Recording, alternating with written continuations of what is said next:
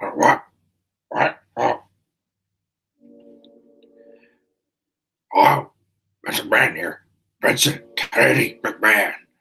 I'm sorry, it's noon, and I'm very old. I don't sleep much at nights anymore because I I'm just old, and I don't I just get dreams of young blondes and whatnot. Oh, we got it's Monday. Oh, we got Raw. Well, Rome's not there, so I don't care. But wait, we saw it on the show. Oh, okay. Well, all right. Just do this, guys. Brock's always got to be there because it's the last show before Rumble. Yeah, I'll come out and because I gotta be there. I am Vincent Kennedy McMahon. It's just rub it in their faces more. How the fact that you know, you know, they hate what I do backstage, but when I come out, they love me. They're just amazed by my physique. Speaking of physique, I have a segment with Bobby Lashley and Apollo Crews just showing themselves off, a pose off. That's a genius idea. A pose off for sure. I love it. It's gonna be so great, just like my good friend Donald. It's gonna be so great, guys. Um, yeah, main event we Sasha, Ronda, Bailey, and Natalia. Yeah, just throw something together for Ronda to read off very quickly before a match. Um, yeah, other than that, just have fun. Break a leg. Bye. Oh,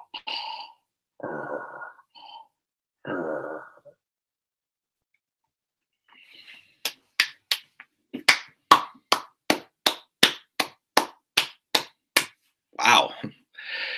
Very impressive tonight, Vince. Very impressive indeed. You showed up on Raw is not going to make the show better. You show up on Raw now is making yourself look worse because you are looking absolutely pointless, my friend. Oh, hello. Oh yeah, so I know the Revival are upset too. I know that they might leaving, but they will never leave us because their contract's up till next April. So they can't leave us or WWE. We have the big money, not AEW. Don't mention it again. Don't say that again. I'll say it again. No one from here is leaving and going to AEW under my watch. It's not gonna happen. We're gonna offer the Revival a buckload of money. You see, it worked last week with Bobby Lashley. We did the IC title on him, and we offered a buckload of money afterwards, and he's staying. Yeah, so we're good there. So we get the Revival to stay. They're stupid. They don't know anything. They know nothing about business and wrestling, and sports. I'm sorry, sports entertainment. So we're gonna make them stay. You actually need to finish that call. I'm sorry. You guys all know who I am for sure. No, I'm not Vince McMahon. I'm not a stupid idiot who, writes really lazy go-home shows that almost everything was just unbearable to watch for the most part. I read a couple little things. I hated the show.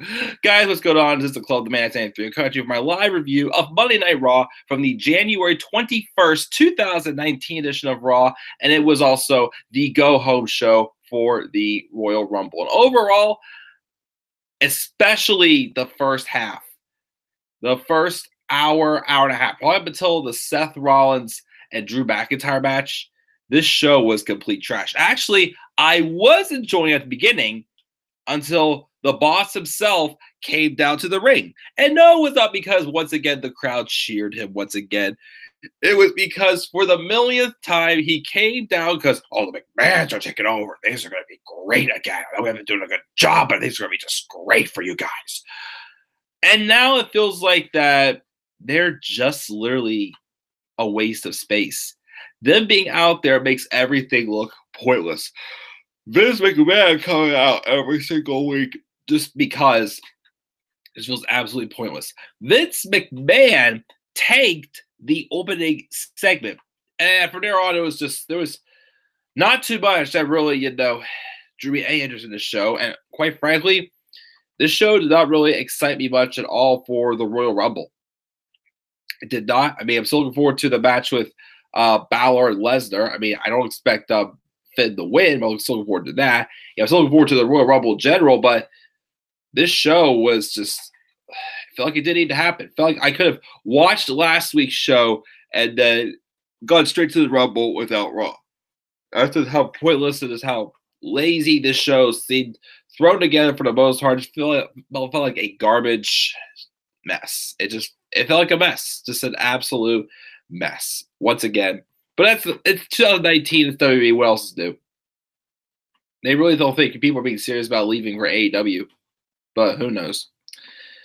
But yeah, we're going to talk about this show from beginning to end, see what we got, give my thoughts, my grade, of course, and we'll go from there.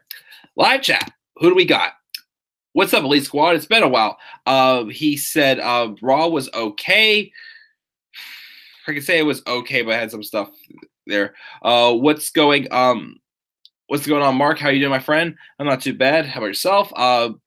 That's the best they could do for a go-home show, really, for sure. Did not get him hyped for the Royal Rumble, which definitely, again, is unfortunate because, again, this Royal Rumble is one of the most exciting parts of the year. I mean, the show itself still looks like it could be good, but, again, this show was just an absolute waste to watch for the most part.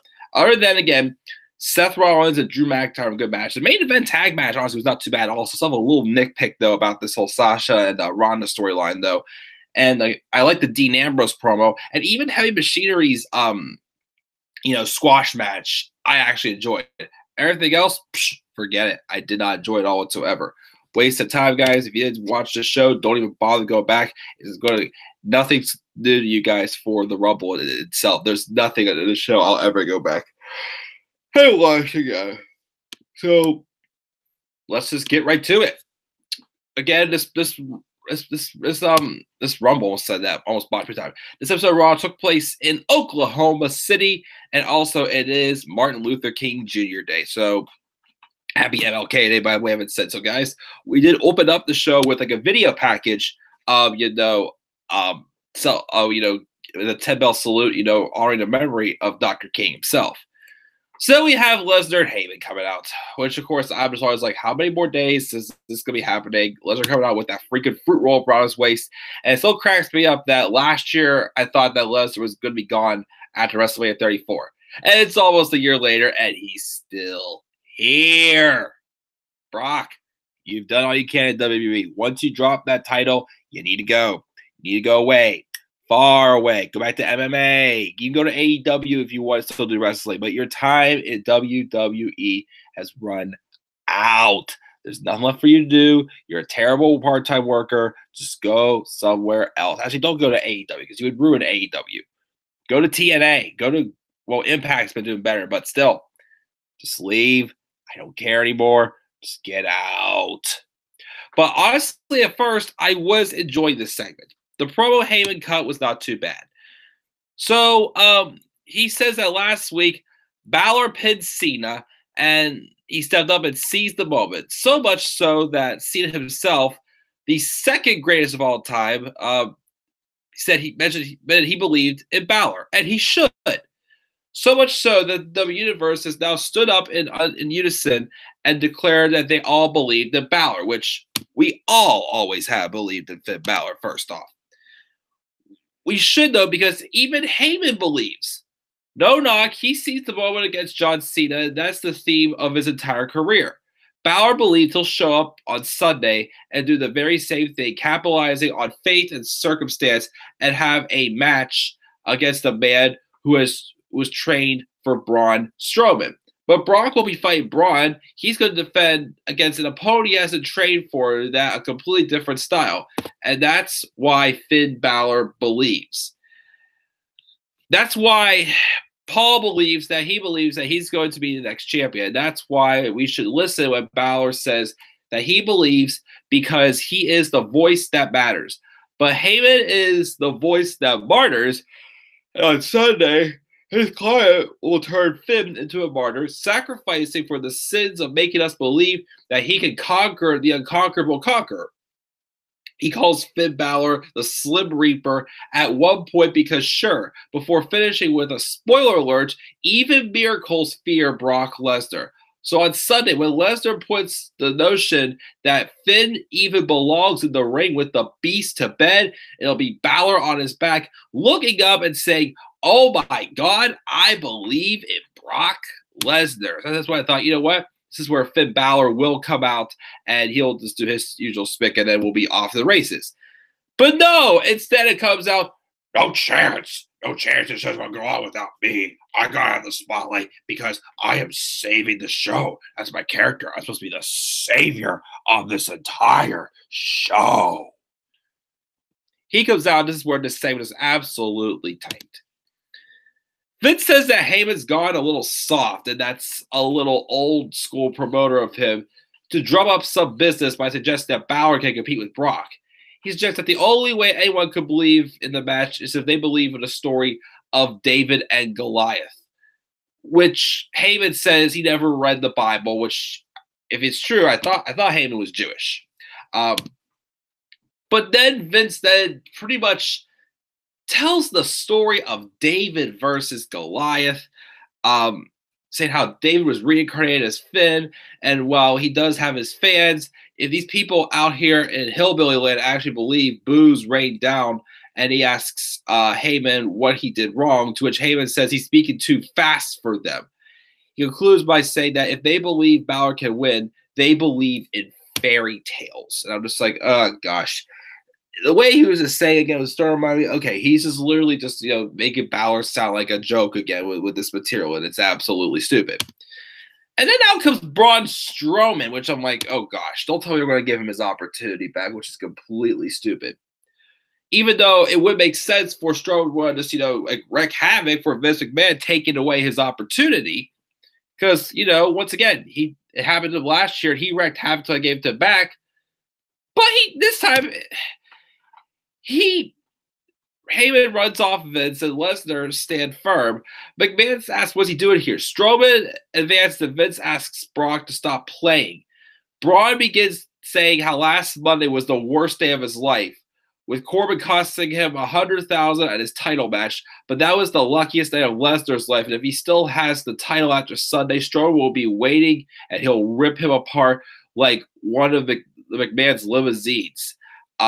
But then Vince asked him to take it easy. But so now Braun Strowman's all talk. He's not going to, try to, beat the crap out of Brock Lesnar. He's not going to try to, get revenge on his boss for, taking away his opportunity and whatnot, from ripping off a limousine door. So now Braun Strowman from being the monster, once again, as Robbie says, the monster among men, to the freaking babysitter. No, now he's like, the soft teddy bear among men or something like that, because he's doing nothing about anything. Seriously, even though I hated how they booked him being a big crybaby last year about him losing his opportunity, and then he earns it back after wrecking havoc for like an hour, shouldn't this guy at least be like, try like destroy Vince McMahon or something like that? Like, that would have been great in some ways for entertainment, but still, now Braun Strowman is just a resisting guy all of a sudden. Like, if you thought last year he was going down the tubes, now he's really going down the tubes here, people. I'm sorry. But, even though I thought him not having his match against Brock, because I was pretty sure Braun was not going to win the match, even now, this is still set him down the same path he would have gone if he would have had the match with Braun and lost on Sunday. It just absolutely sounds ridiculous. So while I was out there, well, then we have Finn Balor finally come out, which he should have already in a couple minutes beforehand. Says same old Raw. Braun out here doing Braun things, and meanwhile, he's the guy that beat 3 other people last week, even though it should be saying 4 because he also fought Jinder Mahal, including Cena. Paul corrects him to the second greatest, and he earned his opportunity. He knows business believe he can beat Brock, but he believes, and the Battle Club believes, at the Royal Rumble, he'll beat Lesnar and reclaim the Universal title. Brock steps up to him, and Braun interrupts, saying he knows he could have beaten Brock. He doesn't know if Finn can, but he damn well better. Balor thanks for his support, tells him to keep his nose out of his business because he's going to do something Strowman's never done and beat Brock. Lesnar then leaves as Vince tells him to not to, and Finn corrects him about David and Goliath and whatnot. How David stood in the shadow of a giant. Again, just these fairy tale references just sound so corny and cheesy, and it just, again, it's once again, if you want to base them on, if you want to base this, Vince doubting Finn's skill level, okay, but just because of his size, it's just, oh my gosh, It's just ridiculous. Again, we have how many of these whole big man, little man, David versus Goliath feuds happening anymore? Because anytime it is, there's 5 differences in height between these two. Big man, little man feud. Like, we see that how many times? And they want to say, like, skill level wise, okay. But no, we have a whole thing with this height again. And it was stupid. It was pointless. Finn Balor should be out there saying something like, I was the first ever Universal Champion. I made, you never face, someone as quick and slick like me or what. I'm not this whole, I may not be as big as you, but I can still beat you crap. That freaking Vince McMahon start by talking about fairy tales by coming out here, and it just absolutely disgusted me. I could not stand it. So then Finn says something about the David Goliath thing, but then McMahon proposes a real David and Goliath thing as he makes a match with Finn Balor and Braun Strowman. But I think he makes Brock Lesnar stay out by ringside. So we have the match, Balor and Strowman. These two do have decent chemistry. I'll give them that. Like, the match I thought was decent between the two of them. But then, of course, there goes a time where, Brock pretty much trying to, get involved, with the match, having to stare down with Strowman. And then Balor, took out Brock. And every time Brock tried getting back to the ring, Balor kept, knocking him down, which, okay, cool. But what really took me out of this is one time Finn went for a dive, and Brock caught him and hit a suplex on him right in front of the referee's eyes. The referee did not call a disqualification at all. And I'm like, what? Finn gets back into the ring. After taking out Brock outside, that was kind of nice there. And then, of course, it looks like he was setting up to beat Strowman, hitting a coup de grace. But then Brock gets back in, hits the F5, and now he gets disqualified. So once again, there's all these botches here where it looks like he should be disqualified, but he's not. But then he is one time, next time he is not. It made no sense. All this took, I'd say, about a half hour, 45 minutes of the show. Like, the first half hour, 45 minutes was nothing but this, which you could have had, you didn't even have to have this match. I mean, this match was all right, but you didn't even have to have Braun Strowman involved with this. You could have had Finn Balor. You could have had, just come out to confront Brock Lesnar and do some hype. Maybe some little trick in here or something like that, or some little beatdown maybe or something. Okay, cool. But they didn't have to have this stuff with Braun Strowman there. It was stupid. And Vince McMahon didn't need to be out either. Again, this whole thing with McMahon's taking over is doing nothing but making things worse because it just feels pointless and it feels forced, and he's not doing anything. Like, why did he under AJ Styles' skin? They not really dug much into that, but he's going to be there tomorrow to have something be involved with some segment with him and Styles and Bryan, which I don't get why that's happening. It's driving me nuts, but that's how we open the show with that. Then we have Bobby Lashley and Lio Rush come out. Lio says that Lashley is better than Ambrose and Rollins and everyone in the locker room. They didn't come out here for open challenge because those are for kids, and Bob is a professional fighter.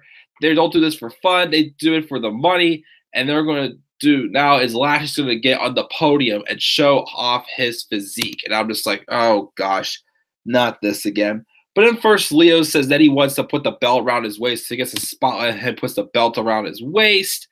And then Apollo Crews comes out. And, if these two are booked better, I definitely think these two could put on a really good match. Like, they have, very similar styles. But obviously, Bobby Lashley winning the IC title, still trying to see where this is going here.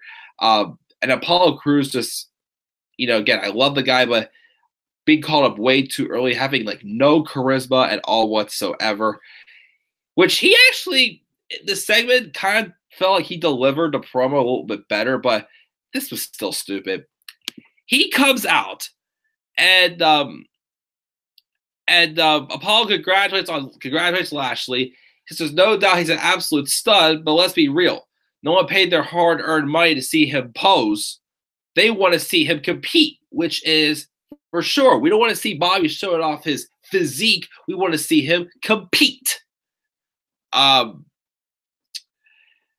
He knows he's not going to have a title match tonight, but he wants to lock up the horns with Lashley.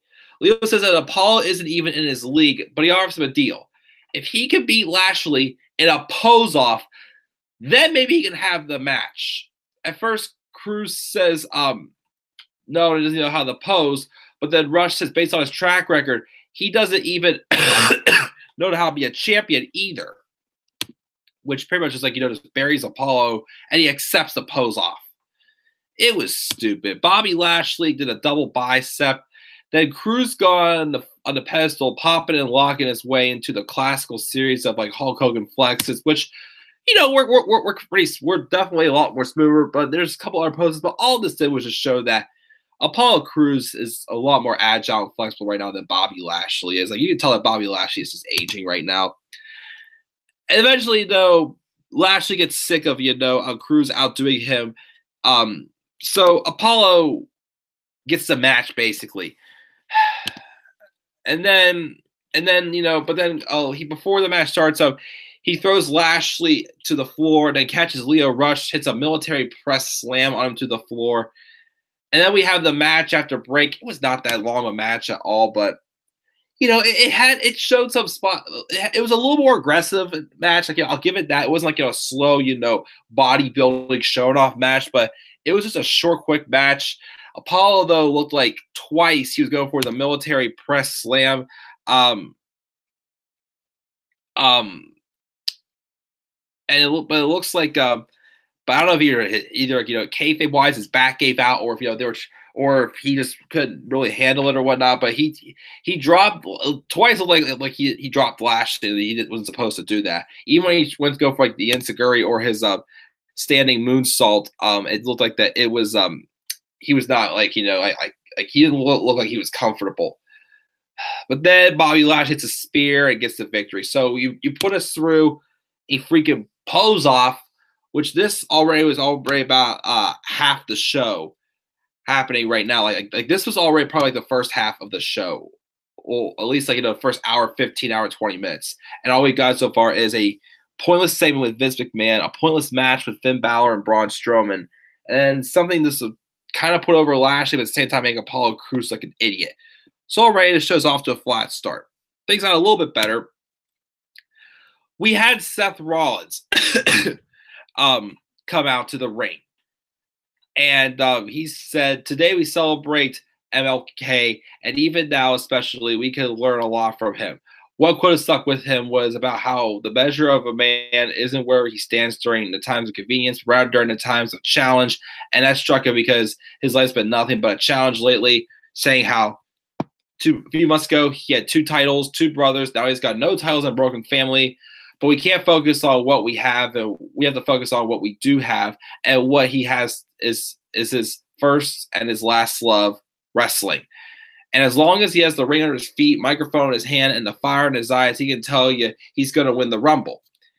Even saying that sounds crazy, like a long shot, which it is, but he has to be honest. He doesn't give a damn about his whole life has been a long shot. He's not the typical WWE superstar, not as big as McIntyre, as powerful as Lashley. He's just a kid from a small Midwestern town, and his folks were working class. He could be working in a factory or a farm or driving a truck, but the only reason why he has to do that is because of heart. But it's not inside his chest. It's ingrained in his soul and every fiber of his being. So it's a long shot. 30 guys laying it all on the line in the Rumble. But when the dust settles, he promises us there will be one man left standing, and that man is him. Out comes his opponent, Drew McIntyre, saying he's going to beat Rollins tonight. But after hearing what he has to say, he has to offer a rebuttal. He's honest. He won't stand by while Seth lies to these people, and there's a 0% chance he wins the Rumble, and that's because he's a high flyer, and inevitability he'll be eliminated for being a high flyer, which is like, okay, there's a lot of high flyers, though. But what would happen if he took that heart and passion and harnessed it and put it into the body of a 6'5", 265-pound Terminator. That's Drew freaking McIntyre.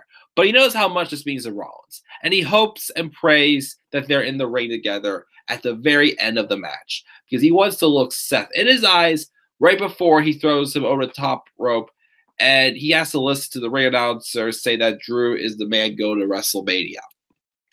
So the match, though, between Rollins and McIntyre, which I thought was a really good match. Again, these two need to have a pay-per-view match at some point, which I think is going to be hit. If whichever one, goes on the Mania to win the Universal Championship, I'm guaranteed probably the main event of SummerSlam will be Seth Rollins and Drew McIntyre for the Universal Championship.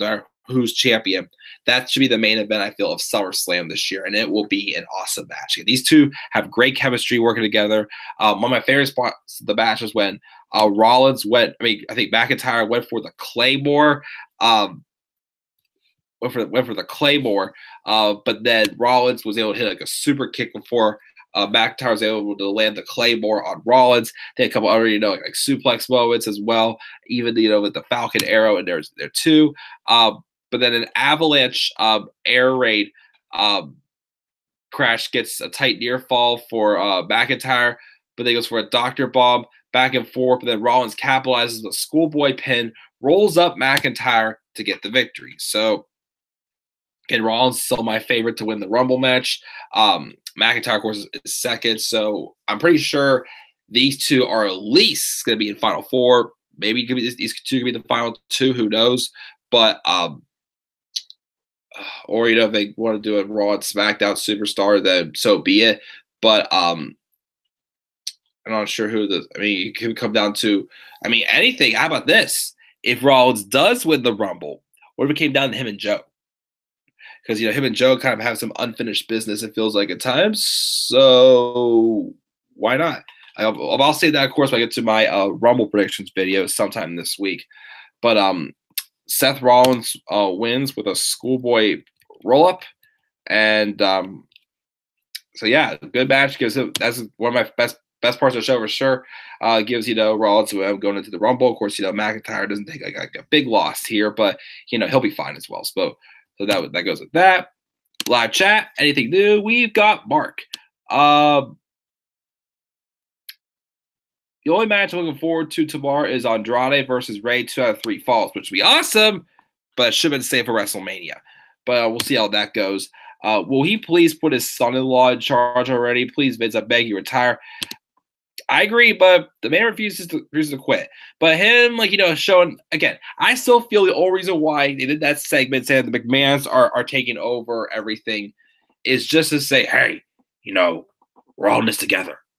Triple H is working with me. Don't you want Triple H in charge? Well, he's in charge, but so am I still. I feel like with all he's doing. Just like you're trying I thought that was all that was for, which is stupid. One thing I don't get. Don't they usually announce the first inductee to the Hall of Fame? That's another thing, too. I thought we were going to get that this week. I was so stoked for that, but we didn't get it. So maybe they're waiting until Rumble or even next week. I don't know. But I was surprised we did not get that happen. I am looking forward to that WWE24 special for WrestleMania last year. So we'll see how that comes out when we see that, of course, as well. I don't get why he even won the championship. It doesn't make any sense. Lashley or less, they're 1-2. Either way, what happened to big brawls that always happen at the end of the go-home show before the Rumble? Now that would have hyped me up. Oh yeah, because all the only people that they hyped up for the Rumble was Rollins, McIntyre, and Ambrose. No one else. They didn't hype anyone else. Well, for the men. So women, they had the brawl. But, that was what it was. I felt a little messy, but that was what it was. But, yeah, I don't get why they didn't have that either, Mark. You have a good point there. But let's get back to this review. And then, we have the Revival, a.k.a. the Burial. Because let's face it, tonight I felt they absolutely hit rock bottom. If any time was for the Revival to win the tag titles, it should have been tonight. This whole storyline, them getting screwed over, but then Vince didn't capitalize on that once again, and I'm just waiting to get that message saying the Revival have quit WWE and whatnot, which I read tonight also. Apparently, their contract is not up till April 2020, so they could be stuck in the company for at least another year, which absolutely sucks. But I know Vince is going to be begging them with money, trying to get them to stay. But I feel like they've had enough, and I want them to go to AEW because they're going to get treated a lot better for sure. But here's what happened with them tonight. So they're complaining about the recent what's going on with the Vince McMahon. He asks what they're proposing, and that they want one more title shot with a special guest referee, somebody who won't get pushed around. And Vince says he likes their Vince says he likes their work. Yeah, right. I don't think you like their work at all. You don't treat them right. Then Kurt Hawkins rolls up, and Vince tells him he's not getting another match. He's lost too many, and he needs to find another line of work. He offers them to be the special guest referee in their match, and he agrees to do so. So we're getting Kurt Hawkins as special guest referee in a tag title match. Yeah. So then we get a backstage promo with Dean Ambrose saying how Seth quoted MLK, but he'll do one better. Injustice anywhere is a threat to justice everywhere. And him not being champ anymore is pretty big injustice. He's looking forward to seeing Rollins and Lashley in the Rumble, and he's going to kick both of them in the balls before dumping them over the top rope. 2018 was not his year. He spent the better part of it in a hospital, and he literally drove his body into the ground. And he owes it to himself to win the Rumble. It'll be his shining moment, and he owns the road to WrestleMania. I love this line. And the look on his face goes, come Sunday, justice will be served. So once again, a good segment. I feel like, even though I'm still not sure why they gave it to Lashley, it was out of nowhere. Again, Rollins and Ambrose not having, the IC title on the line, I feel, is best. Definitely get that feud, progressing a little bit further, because again, either the feud started too early, but again, they just dragged like that first portion of their feud on for a while. But I feel at least this feud has to go to Fastlane. Like if Rollins is going to face Lesnar for the title at Mania, this feud has to at least go to Fastlane. I feel like if they want like Ambrose to be Rollins' final stop on the road to Mania, like so be it. Like cool, I'm fine with that. But just don't end this feud. Like this feud has so much more left they can offer for. They need to have that big 3 stages of hell pay-per-view match that I keep begging to have. If not 3 stages of hell, just some other big stipulation, because these guys are due to put on a classic. The Falls Count Anywhere match they had the other week for the IC title was amazing. Like, it wasn't perfect, but it had a lot of great spots. And it washed out that bad taste for me from their match at TLC. Because let me face it, guys, that match sucked at TLC, except for the last 5 minutes. But again, this feud needs to continue to dig deeper into it. And I feel, they may finally, be getting to where this feud needs to be after the Rumble. And I'm pretty sure we're going to see Rollins and Ambrose have, like a moment in the Rumble together, of course, as well. But that's just my thoughts on that. Oh, look, we got this match. I did not care. The Lucha House Party taking on Jinder Mahal and the Singh brothers. Why this match happens, I don't know, and I don't care. But the Lucha House Party win, and I don't care. Then we had EC3's video package, and we see him flexing in the mirror while Dana Brooke is asking him fitness questions, which is weird as hell, and I didn't care. Elias goes out to the ring, plays a few bars, does his usual thing, but then out comes Baron Corbin complaining about things. I swear to God, within 5 minutes, this guy would have said 50 times, "What's the matter with you all people?" You could tell his stuff is just so scripted, because you can just tell by the way he delivers it. He just sounds like an idiot the way he delivers his promos. Corbin comes out and complains about things and tells the crowd they suck.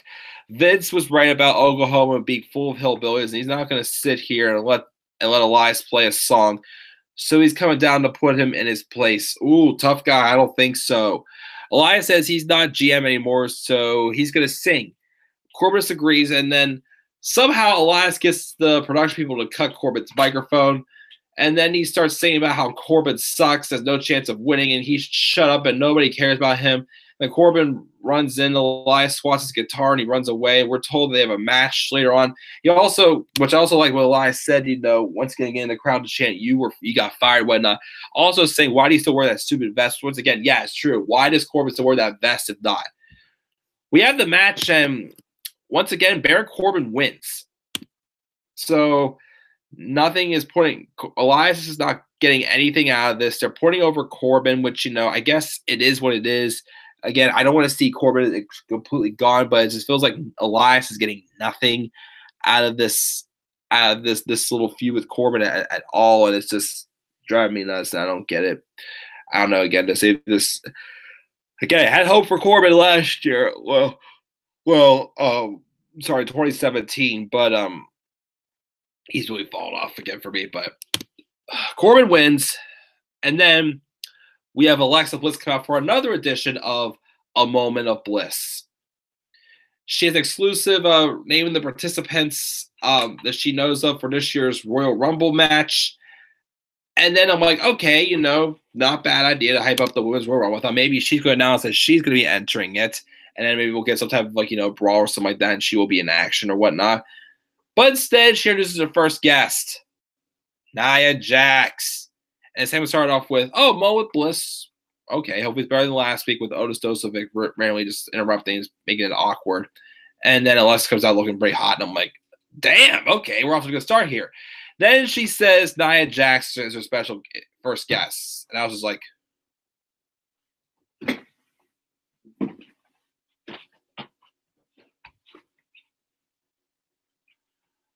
I get it, you wanted to, you were trying to hype up a brawl with everyone on the roster, but why did you have to put the spotlight on Nia Jax? But she comes out. Bliss wants to know who Nia would challenge if she won the Rumble, but then Ember Moon comes out, yanks the microphone out of Nia's hand, and says she's tired of sitting in the locker room waiting for an invitation that was never coming. So she's making her claim that she's winning the Rumble on Sunday. I think also comes Lisa Fox saying how she's the captain of the division, so she's setting the course of Mania, and that's going to start by going through all of them on Sunday, which, yeah, right, Alicia, you have no chance at all whatsoever. Why don't you go bye-bye and go retire, because I can't stand you either. Then comes out Mickie James, who takes the microphone and says they're all cute, but she stole the show at Mania before, and she's going to do it again, which she did at WrestleMania 22.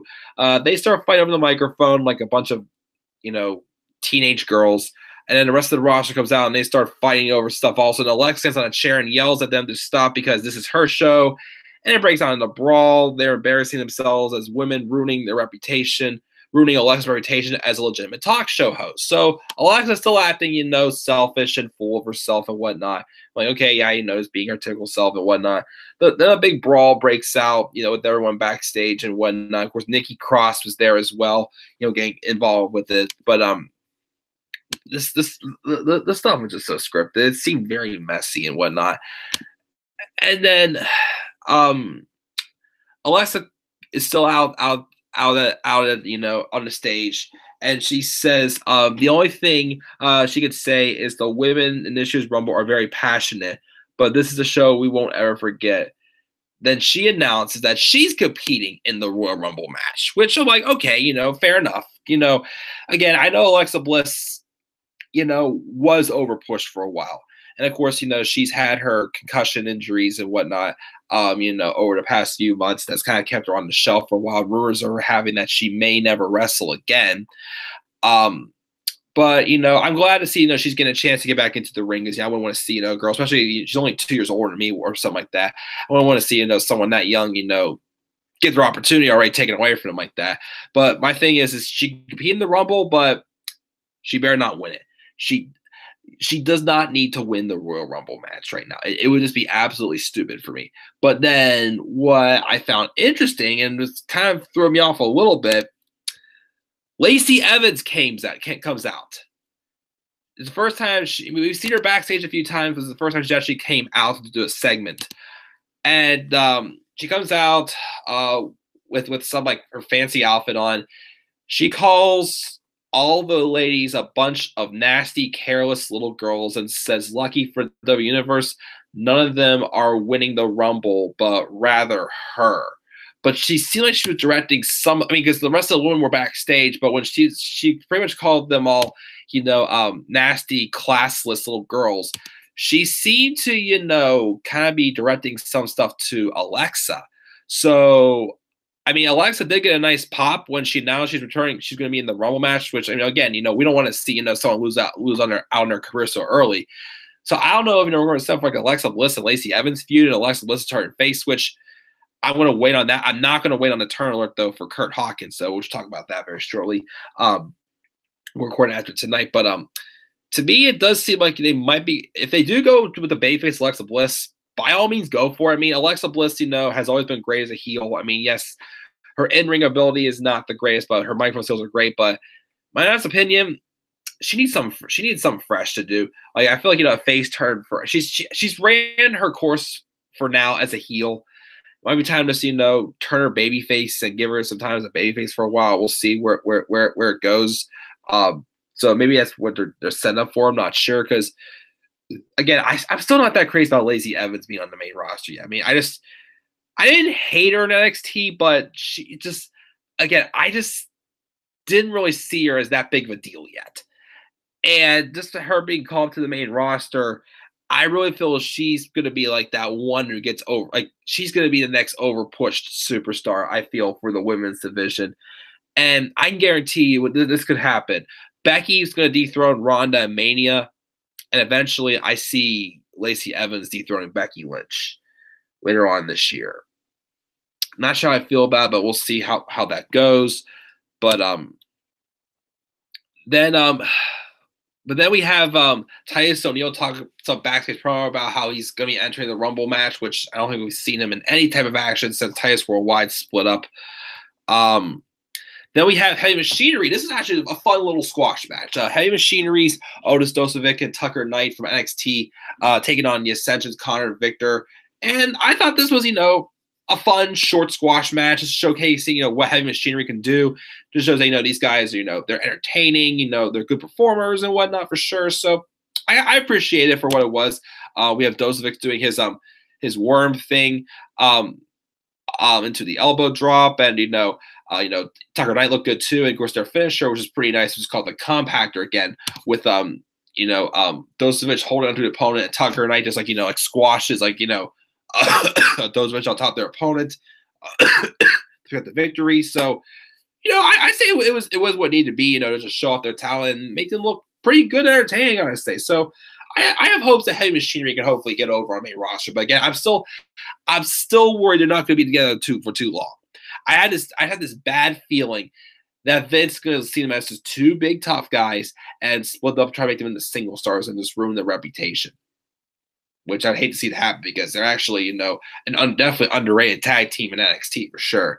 But we'll see what they do when they go down the line. Of course, once again, everyone this week was seen on the show except for Lars Sullivan, which again, I heard rumors now that they said he can come back whenever he's ready to, pretty much. But again, the rumor now has it he's supposed to be facing John Cena at WrestleMania 35, which I still rather see McIntyre and Cena. But again, it was now saying apparently John Cena suffered an ankle injury against McIntyre last week, and then he got re-aggravated again today while working out. So apparently his status for the Rumble match on Sunday is in doubt. So we'll see what happens come Sunday with that. But let's see here. So let's continue on here.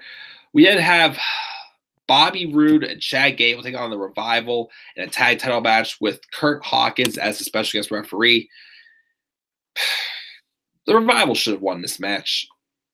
Like, this is you've really been screwing with them. Like, they finally win last week. If you want to get their momentum back, like, them winning the tag titles should have happened, even though it would have felt pointless, because this whole tag division just feels pointless the way it is. Like, being tag champions on Raw doesn't mean diddly squat, it feels like right now. It doesn't feel any special at all. But then Kurt Hawkins all of a sudden decides to do things the right way. And, the Revival tried to, cheat to win. I mean, it was one thing if, the Revival had been, succeeding, like, doing what they were doing in NXT until, the referees finally, catching them, doing what they did. And, like, they were getting their compass of finally, being, what's one thing of, they like to outsmart people. Well, now they're pretty much being caught doing the outsmarting and whatnot. But this wouldn't have worked if it was like, them having a nice strong run with the tag titles, but they haven't even won the titles yet. And then what happens? They lose again. I'm just like, I feel like, there was one point last year where it was a match. I felt like Bobby Roode's hit rock bottom. The Revival, for me, have hit rock bottom, I feel, at this point. After the match, they were angry with Hawkins, so they start beating down Hawkins. But then out comes Zack Ryder, who was mentioned a few weeks ago. He hadn't even shown on Raw or any sort of live TV in like a year. So he comes out, saves Kurt Hawkins, basically just reuniting the Edge has them as a tag team. But was this Vince could be just to give Kurt Hawkins something fresh to a main event and whatnot? It's just he's not serious about either of these guys. So like, why should I really care that that they're back together? It'd be nice to see them get a little push, but once again, it's enough for us to care. I mean, maybe getting Hawkins a win could do the trick, but once again, it's just it's too late now to try to book these two that seriously, because it doesn't feel like anything's going to happen for them. But that's what happened with that. Then we have this interview with Ronda Rousey, who definitely in some ways forgot her lines. I mean, Ronda's promo skills have improved a lot, but she butchered this promo big time. And there's something about it, though, this promo that kind of bothered me. So I'll get that in a second. So Ronda says she's been thinking and trying to figure out any reason why she might owe Sasha Banks an apology. And she comes to the conclusion that she doesn't owe her a damn thing. She's been nothing but respectful and has given nothing but resentment in return. And if Sasha is the best, where is her desire to prove it? She's too busy traveling the world like a boss that she can't be a champion. At the Rumble, she's going to show she's the boss's boss, the HBIC, and the Raw Women's Champion. She heads out as we go to the break, getting ready for the tag title at the tag team match main event, which was fresh. Here's the thing, though. Well, first off, let me read you off what Sasha said before the match started. But when Sasha and Bayley come out, Sasha asks Ronda who the hell does she think she is. She's giving her own credentials and says she did all that while Ronda came in and got handed everything. She wants to talk about their desire. She doesn't need to tell the world about Banks because the world already knows that she earned opportunity by making Nia tap out, just like she's going to do to Ronda at the Rumble. I mean, again, I'm excited for this match. And seeing Sasha be on fire on the microphone once again, but it just shows that when Sasha gets a title opportunity, she's zoned in. She's not going to be she's going to do anything she can to step on people's toes. And I don't know, this thing with Nia sound not Nia, Ronda, thank God no Nia. With Ronda sound oh, I didn't mean to hurt Sasha's feelings. It sounded like in some parts, the story kind of feel like that Ronda's acting Sasha Banks needs to like me because I gave her this opportunity and I praised her, whatnot. It's just yeah, but this is Sasha Banks, playing her A game when she's in the championship picture. When she's in the title picture, all friends are out the window. It's not anything as a person. It's the fact that, she's zoned in and she's focused on winning the title. And then, I don't know. It just feels a little off. Having Ronda to me sound oh, I want to be Sasha's buddy, but she hates me for saying this about she said this about me. I don't get why she should like me for this and that. But it's a wrestling match, Ronda. She's not gonna be your best friend just because she gave her a title match. It sounds a little bit off. But again, I still Sasha cutting this heels. It's more heelish attitude that she's on fire when she possesses. But most of the match was Ronda and Sasha trying to clobber each other basically for the most part. I like at the beginning how Sasha kind of threw a cheap shot at Ronda, but eventually Ronda does get in the ring. She does have some action with Bayley and some with Sasha Banks. Sasha actually did have Ronda in the Banks statement, but then she eventually gets Natty to tap out. It was a decent, tag team event. It was a fresh matchup. Good for what it should be. And then Banks and Sasha get face to face, start yelling at each other, and then then Bayley and Natty try holding it back. And that's the end of the show. I wanted to see a flat out brawl between these two. They should have this could have been where Ronda and Sasha could have brawled, and even the rest of the women's locker room came out and got involved in a brawl for maybe a brawl, not brawl, brawl, fight. not the undergarment that women wear, but like an actual fight. To tease the Rumble. That's how the show went off the air, but not just that little messy stuff on a moment of bliss that we had.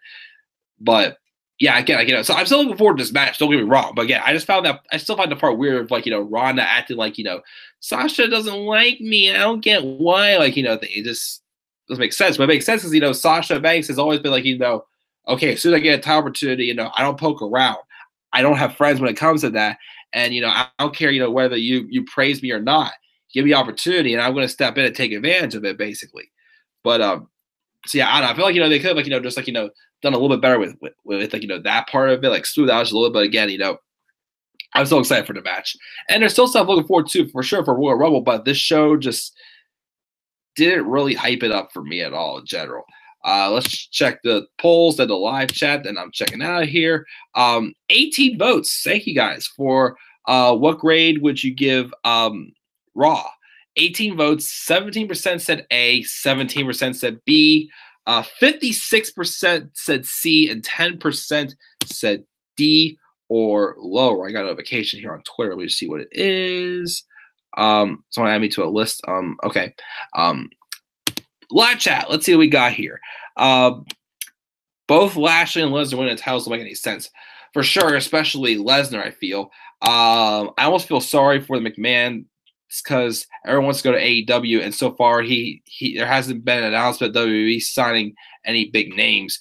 True, yeah, but once again, most people want to go there because they've been treated like crap, and now Vince McMahon only wants them because he knows that if they go to AEW, they'll outdo WWE for sure, because once again, Vince is just full of his ego, pretty much. I feel.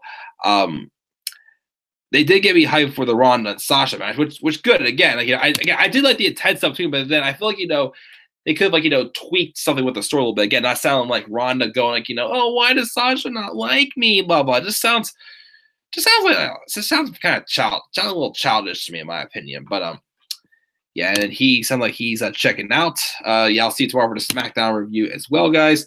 I will do a turn for Kurt Hawkins, but it won't be that long because what's everybody talking about is Kurt Hawkins being a babyface now with Zack Ryder. But but I'm gonna give this Raw a C-. Yeah, I enjoyed the stuff with McIntyre and Rollins. The Dean promo was good. The main event was decent too. Crap. What other part did I say that I liked? It's been so long since I talked about this show in general, but but I there was a few things that again the stuff with Alexa Bliss returning to the ring kind of interests me, and seeing they're going to do a face turn with her, but I'm not sure. But and the first portion of the Paul Heyman segment I enjoyed until Vince came out. But yeah, C- for me, guys. What grade would you have Raw? Leave thoughts down in the comment section below. Should click my like and start more content on my channel. Follow me on Twitter as well. Demand Everybody 3. Tomorrow will be my SmackDown review, and 2:05 live either later tomorrow night or Wednesday morning. NXT UK and NXT reviews will be sometime on Wednesday. I'm gonna be visiting friends on Wednesday nights, so I'll probably do my NXT and NXT UK stuff later. I also will do my Rumble predictions and my NXT Takeover Phoenix predictions as well. So not this week. Special live stream it'll be Thursday or Friday again, depending on my schedule and the other little reviews I gotta get, predictions I gotta get first, and then of course that will be my top 10 Rumble matches, and maybe worst matches also, yeah, so some more video game Let's Plays. I should be able to watch NXT TakeOver live next Saturday. Maybe I'll do some live reactions for that. Sunday, Royal Rumble will be at Dan's house. So if you want to watch any live reactions, if he does any, watch them on Dan's channel. And then I'll do my Rumble review and TakeOver Phoenix reviews this coming weekend as well. So guys, there's a lot to come on this channel, as we are definitely very close to the road to WrestleMania 35 and the road to when I go to New York to attend WrestleMania 35. I cannot wait, guys. Just a few more things we got to come in for us to pay off, and it's gonna be great. I cannot wait. Even if the show bombs, just the experience of going to WrestleMania is what I'm excited for, guys. But yeah, thank you, Mark, and and the Elite Squad for joining me live this video. But I will check out and see you guys all later. I'll upload the trailer, of course, tonight for Kurt Hawkins. So, guys, have a great rest of your night. I will see you all later on. And peace out, everybody.